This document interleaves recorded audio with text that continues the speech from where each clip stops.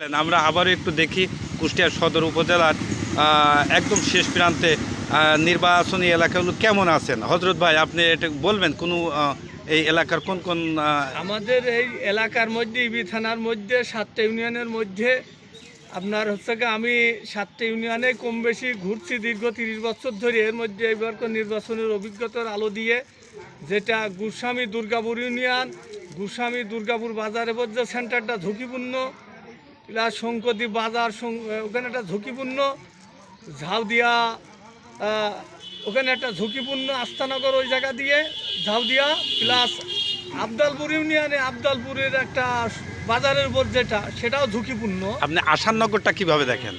আসাননগরটা হচ্ছে গা মোটামুটি একটা সুন্দরভাবেই চলছে। ওখানে ঝুঁকিপূর্ণই বলা যায় ওই জায়গাটাও দিয়ে। ব্যাপারটা মোটামুটি এরকম এলাকা। আর এমনিতেই আমাদের এলাকাটা পুরোপুরি হচ্ছে গা শেষ সীমানা এবং যে আমাদের জনসমর্থন এবং হচ্ছে গা কৃষক শ্রমিক সবই ধানের শীষের লোক। এরা খুব একটা গ্যাঞ্জাম হুজ্জতি চাই না।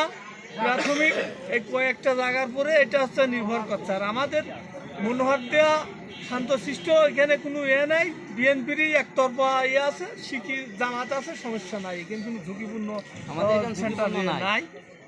তবে আমাদের বিশেষ করে ঋষিঙ্গাপুরটা একটু ঝুঁকিপূর্ণ। এটা ঋষিঙ্গাপুর, ঋষিঙ্গাপুরটা একটু ঝুঁকিপূর্ণ। আমাদের মনোহর দিয়ে আর কোথাও ঝুঁকিপূর্ণ কোনো সেন্টার হবে না।